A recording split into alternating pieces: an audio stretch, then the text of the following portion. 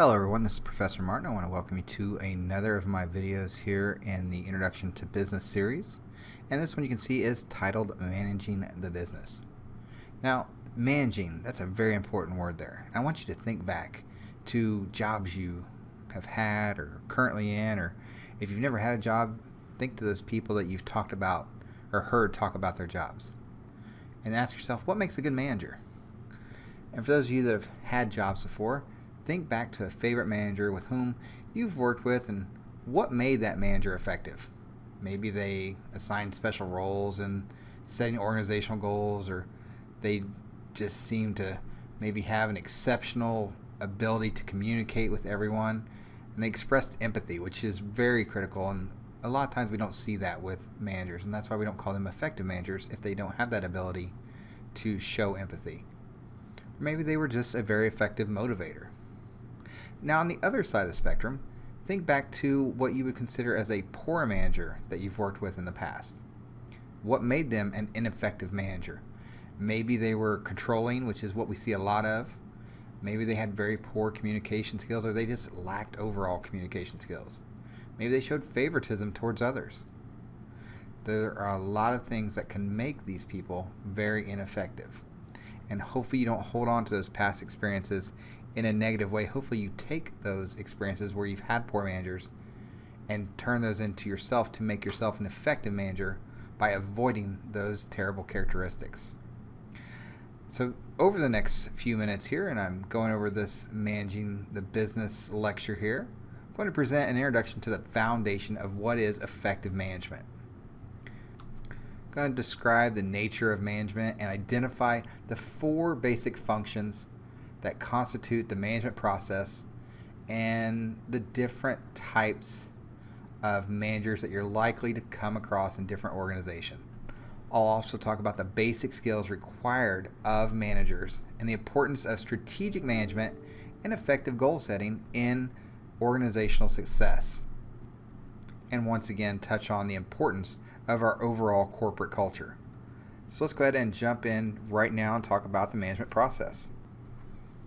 All organizations or corporations depend on effective management for their success. Now, the principle of management apply to all kinds and sizes of organizations, whether they're small mom and pop entrepreneurships or if they're large corporations. And managers are among an organization's most important resource, especially when you remember that I talked about in previous videos, the most critical component of any organization is its human resources. Now, we're not talking about the human resources department. We're talking about those individuals that make up the organization. So when it comes to management, management is the process of planning, organizing, leading, and controlling an organization's financial, physical, human, and its information resources to achieve the goals that it has set for itself to stay competitive and to exist in the market. Now, I mentioned those 4 key components or basic management functions. And you can see those here. They are planning, organizing, leading, and controlling. Now, planning is that determining what the organization needs to do and how best to get it done. And how do we do that? We plan. And this all begins with determining the organization's goals. Once you've determined those goals, you follow that up by the development of a comprehensive strategy for achieving those goals, and then designing tactical and operational plans for implementing the strategy that you've created. The next basic management function that an individual needs to be in being effective is organizing. Now, organizing involves the arranging of a firm's people and its resources into one coherent structure. Organizational charts help everyone understand each other's roles and reporting relationships as key parts of the organization's function. When we have that organizational chart, we know who's in charge of what, who reports to who, and it helps us to get the right people involved and to know where to troubleshoot and things like that. So organizing is a very key component. The other part here, leading. Now, when leading, a manager works to guide and motivate their employees to meet the firm's overall objectives. Now, the best managers have the capacity to unite their employees in a clear and targeted manner and hopefully motivate them to work in the best interests of the organization. And the last component here in the management process, controlling. Now, controlling is the process of monitoring a firm's performance to make sure that it's meeting its organizational goals. Managers must establish standards and then measure the actual performance against those standards that were set. And then, based on those measurements, adjust activities if needed so that you can establish or meet those performance goals that have been set in place. Now, before I leave this management process, as you're looking at this, I want to talk a little bit more about leading. Now, managers have the power to give orders and then be demanding of the results. However, that's not leading. There is a critical difference between leading and controlling in the behavioral sense of managing. So sometimes you will see, and you can do some research on the big difference between managing and leading. Leading is a key management process. So you can have an ineffective manager who just barks orders and makes big demands, or you can have an effective leader who works to guide and motivate their employees to meet those firm's objectives instead of being a tyrant. So I'm sure most of you can think of examples of that you've seen in your past, or even possibly in your current situations. Hopefully you can see that by being effective in all four areas of the management process, that there is both a science and art that are tied to being an effective manager. And that it takes both education and experience to become an effective manager. Not everything can be taught through reading or video lectures, but it also takes experience. And we're going to make mistakes as managers, but we take those mistakes that we make or that others have made, and we use that experience to turn ourselves into being very effective managers and leaders. Now, these functions of management, these four functions of management here, these are carried about by managers on all levels of an organization. Make sure that you realize that not one of these functions is for a specific manager. As to be an effective manager on any level of the organization, you must be able to be effective in all four of these management functions. Now, even though all managers on all levels must be able to be effective in those four functions, not all managers have the same degree of responsibility for these activities. So it's helpful to be able to understand how we classify managers according to their levels and areas of responsibility. And there are three basic levels of managers, and they are the top, middle, and first line manager. The power of managers and the complexity of their duties increase as they move up that ladder. Let's first talk about that top level, the top managers. This level is responsible for the firm's overall performance and its effectiveness.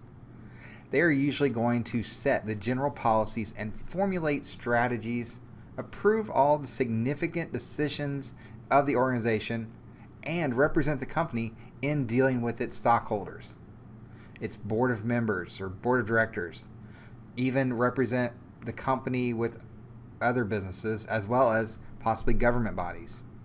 We have, there are a lot of titles you could probably think of right away when it comes to top managers, like the president, the CEO or chief executive officer, the CFO, chief financial officer, CIO, chief information officer, the vice president, president of this, president of that. Those are those top managers. The next group we look at are the middle managers. This level is responsible for implementing the strategies, the policies, decisions, and goals that were set by those top managers.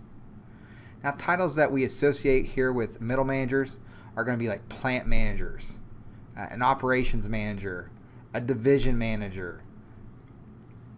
These are going to designate that middle management slot of the organization. And then what most of us have probably dealt with in the past, or may even be in our current situation, are first line managers. Now, the duties of these first line managers are going to depend on the job that they've been assigned. though first line managers spend most of their time working with and supervising the direct employees who report to them. Some of the titles we see with first line managers are going to be obviously a supervisor. Maybe they're just given a general title of manager, maybe project manager, group leader, office manager. These are all first line managers. So definitely know the difference in the types of managers to better understand how their responsibility levels affect those 4 functions of management. Now, in any large company, your top, middle, and first line managers are going to work in a variety of areas in the organization. And those different areas of management are listed here. Now we have human resource managers. Now these are the managers that hire and train employees. They evaluate overall performance, and they can determine the compensation to those employees based on such things as annual reviews or quarterly reviews, however the organization is set up.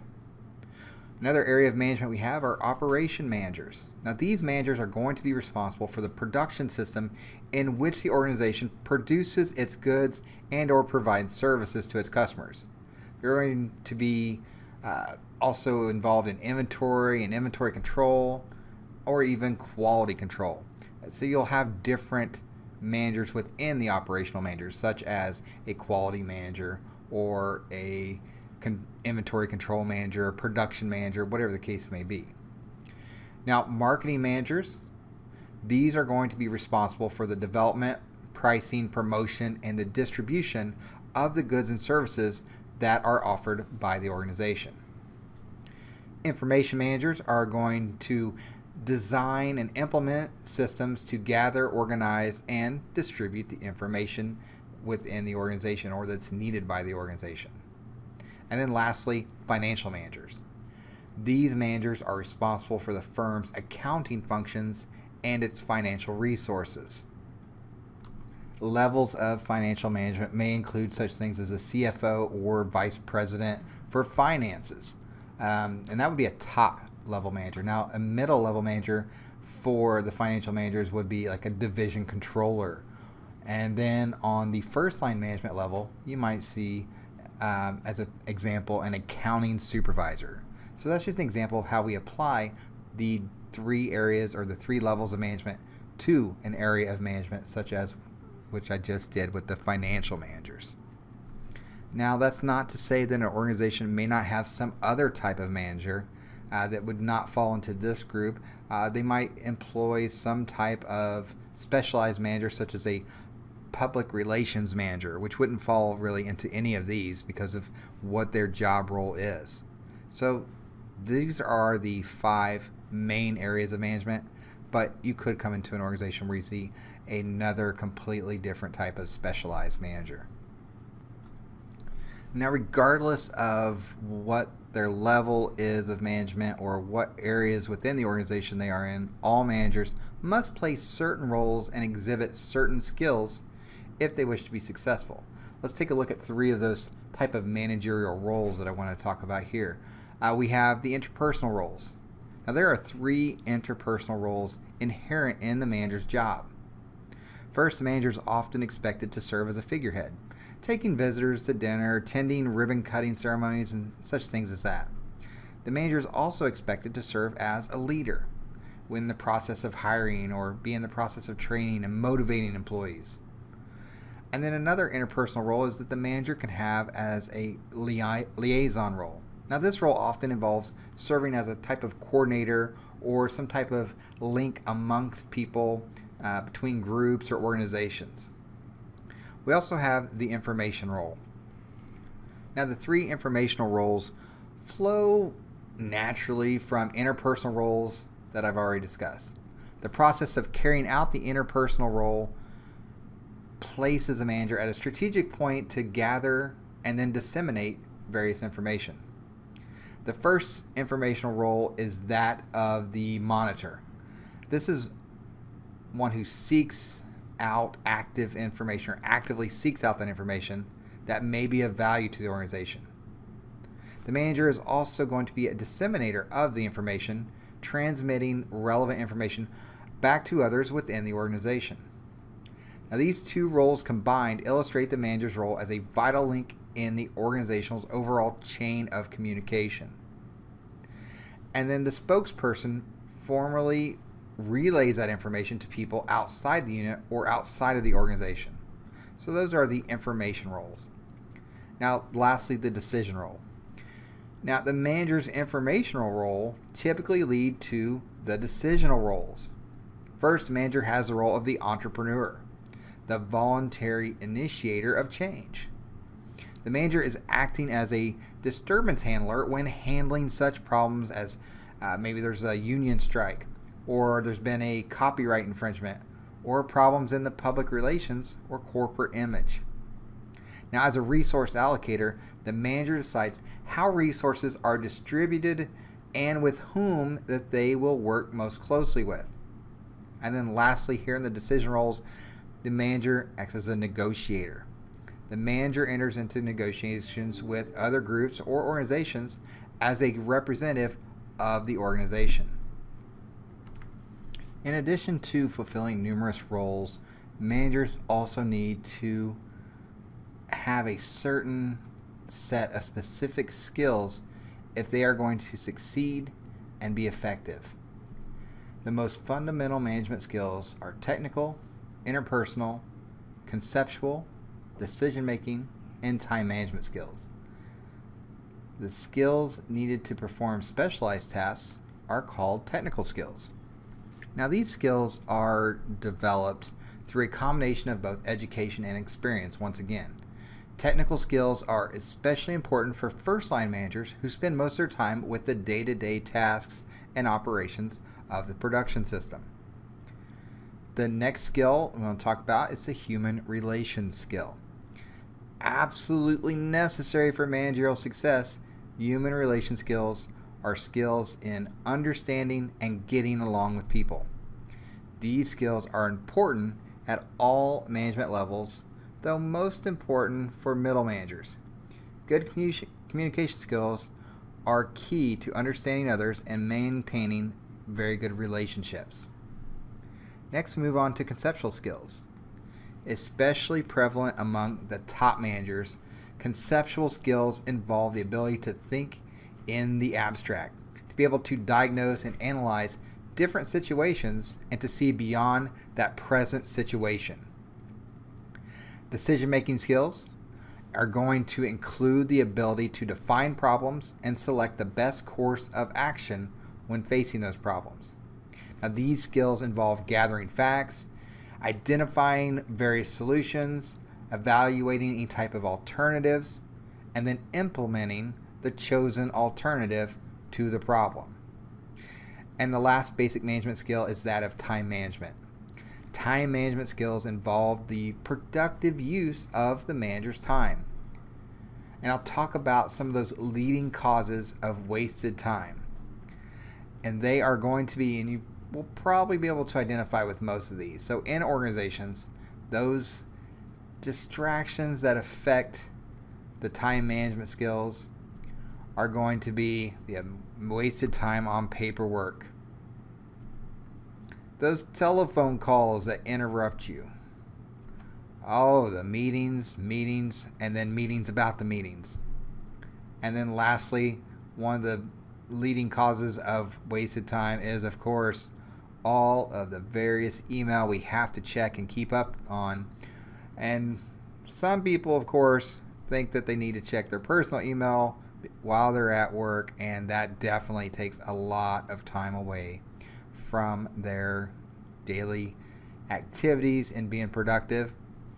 And it's more prominent now that people are using and checking their social media. I'm going to count this in on the email section here because this takes people's attention away from what they're doing. And the time management skills are critical in being effective, and you will find that those most effective managers have very good time management skills, and they're not spending all their time checking social media and stuff like that. So those are the definite leading causes of wasted time in the organization. Now, besides those distractions, we need to think about competition. And competing globally and managing technology are two major challenges facing managers. Managers, whether you're a current manager or a tomorrow manager, you must equip yourselves with the specific tools, techniques, and skills needed to compete in a global environment. These are going to be very critical skills to gather. You need to be able to understand those foreign markets that you're trying to compete in, the cultural differences, the motives and practices of foreign rivals. You also need to understand how to collaborate with others around the world on a real-time basis. And as a 21st century manager, new forms of technology are going to add to your ability to process information. And these new forms are going to make it even more important to organize and interpret the ever-increasing wealth of input and data. And you need to be able to develop effective technology skills to manage all of that. Now let's move on to another area, and that's called strategic management. And this is the process of helping your organization maintain an effective alignment with its environment. And a couple things that we'll mention here are goals. Goals are objectives that a business hopes and plans to achieve. And then the strategy is a broad set of organizational plans for implementing the decisions made for achieving those organizational goals. So once again, we have strategic management, which is a process of helping the organization maintain an effective alignment with its environment. And a strategy is that broad set of organizational plans for implementing the decisions made for achieving the goals that were set forth by the organization. Now let's talk a little bit more about those goals. Goals are performance targets, which are the means by which an organization and its managers measure success or failure at every level of the organization. So we set goals, and this is a way we measure ourselves and our organization by if we achieve those goals or not. So in general terms, a goal is the means by which the organization and we as managers measure our overall success and failure. So what about a little bit more about setting business goals? Well, we need to know what the purpose of setting goals are. And an organization functions systematically because it sets goals and it plans accordingly. And the four main purposes of organizational goal setting is going to include providing direction and guidance for managers at all levels of the organization, helping firms allocate its resources. Another reason or purpose for goal setting is to help define our corporate culture. And lastly, helping managers assess their overall performance. Now, every firm or organization has a purpose and a mission. And a mission statement is going to exist, which is a statement of how the organization will achieve its purpose in the environment in which it operates. Now, in addition, every term is going to have 3 types of goals. And we need these goals. We need to have long-term goals, which look at 5 years or greater into our future. We need to have those intermediate goals, which focus on a period of 1 to 5 years. We want to meet those goals within that period. And we also need to have short-term goals that we set, which are in that near future within a year. I also mentioned strategies. So we don't just have goals, different types of goals, we also have different types of strategy. And we have these 3 types of strategies that we consider as an organization to help meet those goals. And you'll see those here. We have the corporate strategy. And you see this is the overall spectrum here. This is the most external of this hierarchy of strategy. The corporate strategy, now the purpose of this is to determine the firm's overall attitude towards its growth and the way that it will manage its business or its product lines. Now the competitive or business strategy here in the middle, this is the strategy that focuses on improving the company's competitive position in the market or its environment. And then we have the functional strategy. And with functional strategy, managers in specific areas are going to decide how best to achieve corporate goals by performing their functional activities as productively as possible. So in these functional strategies, these are those to meet those smaller goals. So we're going to do what we can in our functional area to help meet the overall corporate goals, and that will help feed the other strategies. Now, strategy tend to be wider in scope than planning. Strategy describes what an organization intends to do. So when it comes to strategy formulation, this is going to involve 3 basic steps. Step 1 is we're going to set strategic goals, of course. And those strategic goals are going to be our long-term goals derived from the organization's mission statement that I mentioned earlier. Once we've set those strategic goals, step 2 is analyzing and organizing our environment. And we'll typically do this with a SWOT analysis. And the SWOT analysis is just an assessment, really. And it's the assessment of our organization and our environment. And the process is going to involve assessing the organization's strengths, weaknesses, and our environmental opportunities and threats. So strengths and weaknesses, SW, opportunities and threats, the OT for SWOT.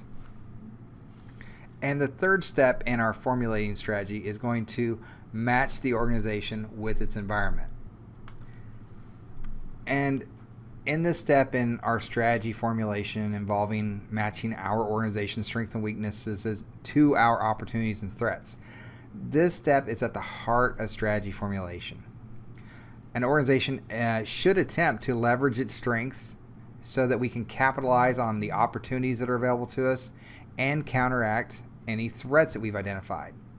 We should also attempt to shield our weaknesses so that they don't hurt the organization. Understanding your strengths and your weaknesses are also going to impact whether your organization takes additional risks or behaves more conservatively to avoid any type of failure. Now I want to talk about the hierarchy of plans. Now, plans in our organization can be viewed on 3 different levels. We have strategic plans, tactical plans, and operational plans. Managerial responsibilities are defined at each of these levels. The levels here are going to constitute a hierarchy because implementing plans is practical only when there is a logical flow from one of the levels to the next. Now, usually these are set by a board of directors and top management with input from others in the organization. Now, if we take a look at the top here, strategic plans are going to focus on steps needed to meet strategic goals of the organization. Usually this is going to involve upper and middle managers. The tactical plans are going to be concerned with implementing certain aspects of those strategic plans, and these tactical plans are also going to have shorter term for these plans. Now, middle and lower level managers are going to help develop those operational plans, and these are going to be geared towards much shorter short-term goals. So, in a nutshell, top managers are commonly going to perform the strategic plans. Top and middle managers are going to carry out tactical planning, and then middle and first line managers are going to carry out operational planning. Let's talk now about management and the corporate culture.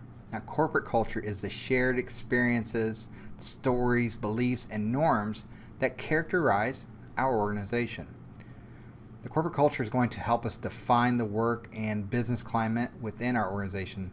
It's going to be really our unique identity of the company, and it's going to help direct employees' efforts towards our company goals. But there's a couple things we need to do. Let's talk about building the communicating culture. Now, this is going to involve having an understanding of the culture, transmitting the culture to others in the organization, and maintaining the culture.